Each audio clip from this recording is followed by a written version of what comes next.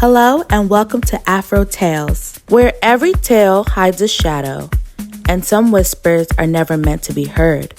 Let's get into the story. My name is Saya. I'm 28 now, but this happened when I was 24. Old enough to know better, young enough to still believe in miracles. I grew up near the Gola Forest, in a village where silence falls like rain after dark, and the trees never stop whispering. It's a place of rules. Old ones. Some written, most not. Don't sweep at night. Don't look into mirrors after dark. Don't follow a woman in white, especially if she calls from the trees. We laughed at those rules when we were children, called them bush ghost stories. But the old women didn't laugh. They said, the forest takes what is offered. I didn't understand what they meant. Not then. After high school, I moved to Monrovia, like many girls do. I braided hair in the market, sold secondhand clothes whenever I could get them. It wasn't glamorous, but it kept rice in my bowl and soap in my basin. I had dreams. Nothing big, just a little life that was mine. Maybe a teaching certificate, maybe helping my little sister go to school. Then came Madame Tene. She appeared at church one Sunday afternoon, tall, graceful, dressed in shimmering white lappa and golden jewelry.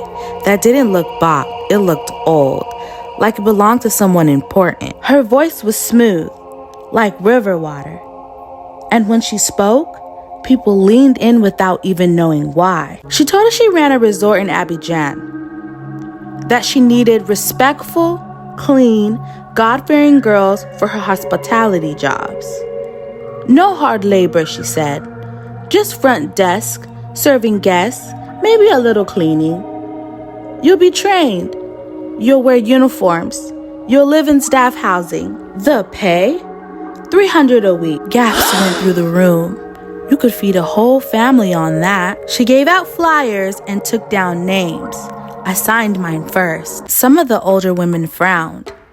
My aunt said, that woman's too beautiful. Something's not right. But what do they know?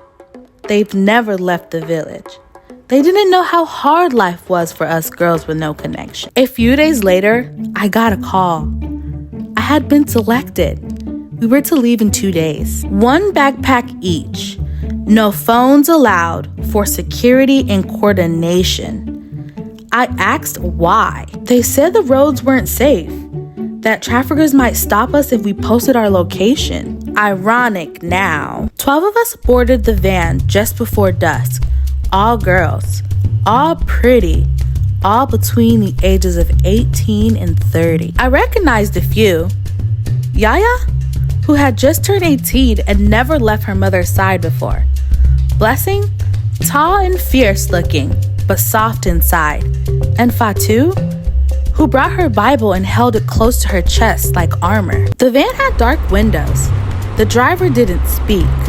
Madame Tene, she rode in the back with us, smiling like a proud mother hen. As the city faded behind us and the trees thickened, her silence started to feel heavier.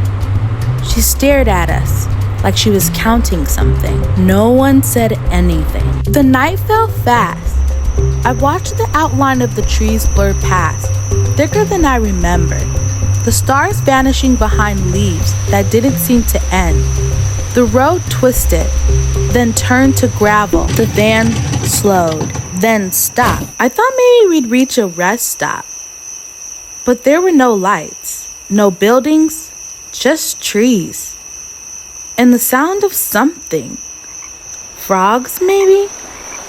Calling in long, rhythmic croaks. A man opened the van door.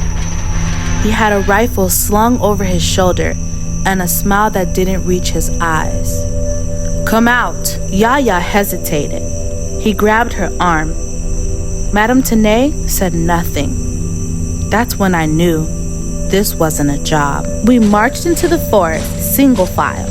No bags, no shoes. They said we didn't need them where we were going. We walked for what felt like hours, branches slicing our skin, thorns tearing through our clothes. My feet bled, my mind raced. I kept thinking, this is a mistake. This is some ritual.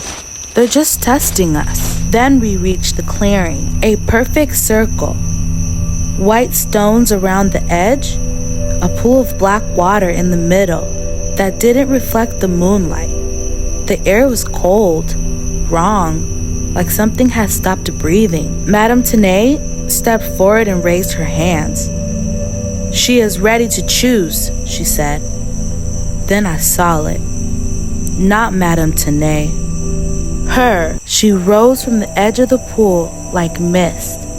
No footsteps, no sound. Her face covered by a veil of tiny cowrie shells that clicked softly in the breeze. Her white cloth floating around her, never touching the dirt. She was taller than any other woman I've ever seen. She didn't speak.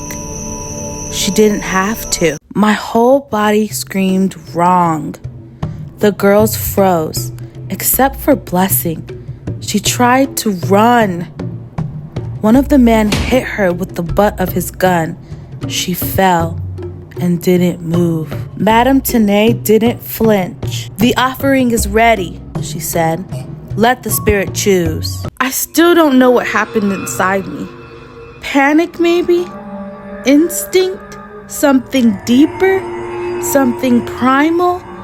I turned and I ran into the trees, into the dark, not even knowing which direction was out. No one chased me, but something followed. I could hear it singing. A woman's voice, soft, sad, and close. My feet were bleeding, my legs cut. I should have stopped. I should have passed out, but I didn't. I ran until I collapsed, and then I opened my eyes. I was no longer alone.